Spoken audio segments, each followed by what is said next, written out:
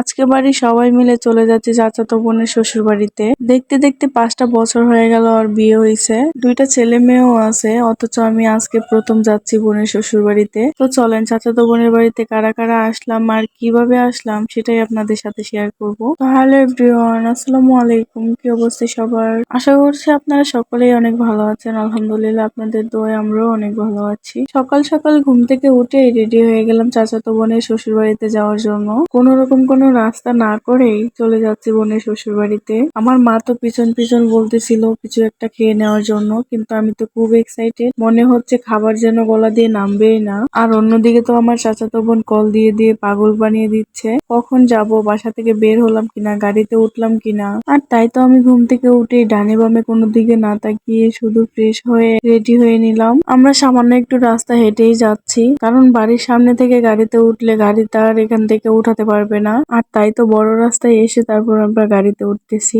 বাড়ি থেকে তো আমরা অনেকেই যাচ্ছি, আমার 3 চাচাতো ভাই, আমি, আমার বোন, আবার ছোট মা, দাদি, আবার কাকিও যাবে। যেহেতু অনেকগুলো মানুষ যাব, সেই জন্য এই অটোটা আমরা রিজার্ভ নিয়ে নিই। বাচ্চাদের নিয়ে বারবার গাড়ি পাল্টানো একদমই ভালো লাগে না। এদিকে আমার ছোট বোন রাগ করে বসে আছে, কারণ ওই অটোর মধ্যে উল্টো দিকে বসতে পারে না মাথা করে। কিন্তু আমাদের কিছুই করার ছিল না, বাচ্চাদের নিয়ে তো উল্টো পাশে বসা যায় না। তো আমরা বানিয়াগ্রাম বাজারে এসে গাড়ি থামিয়ে আমি যাচ্ছিলাম একটা ফলের দোকানে। আর আমি দোকানে এসে জিজ্ঞেস করি আম খেতে কোনটা ভালো হবে। তারপর দোকানদার আমাকে দেখাচ্ছিল বড়রা হচ্ছে মিষ্টি নিবে, আর সেই জন্য আমি ছোটদের কিছু খাবার নিয়ে যাচ্ছিলাম। যেহেতু আমার বোনের 2টা বাচ্চা আছে, আবার আমাদের সাথেও বাচ্চাদের নিয়ে যাচ্ছি। এদিকে তো আমি বিস্কিটও দেখতেছিলাম কোনটা ভালো হবে। তারপর এক প্যাক বিস্কিটও নিয়ে নিলাম। আর তারপর দোকানদারকে টাকা দিয়ে এখন আমি চলে যাচ্ছি আবার গাড়িতে। আর এদিকে আমার ছেলেটা তো ঘুমিয়ে পড়েছে। ইদানিং দেখছি গাড়িতে উঠলেই ওই ঘুমিয়ে পড়ে। আগে তো গাড়িতে উঠলে খুব বেশি জ্বালাতো, এখন আর এরকম জ্বালায় না। কিন্তু আমার ছোট বোন তো খুব জ্বালাচ্ছিল আমার ছোট মাকে।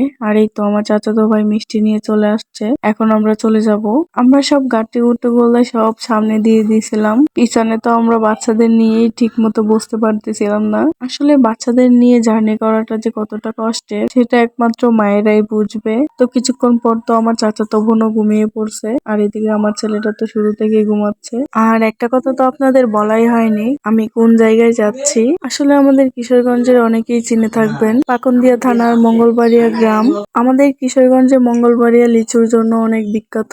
আমরাও মূলত লিচু দেখতেই আসছি। তো দেখতে দেখতে তো আমরা চলেই আসলাম বোনের শ্বশুর বাড়ির সামনে। আমরা কিন্তু আমার চাচাতো বোনের জন্য তেজপাতাও নিয়ে আসছিলাম। এদিকে দেখেন আমার দাদি তো নুয়ে নুয়ে যাচ্ছে, সে এখন আর সোজা হয়ে হাঁটতে পারে না। আর এদিকে আসতে না আসতে দেখতেছি চারদিকে লিচু গাছে ভরা, প্রত্যেকটা গাছে এই লিচু ঝুঁকে আছে।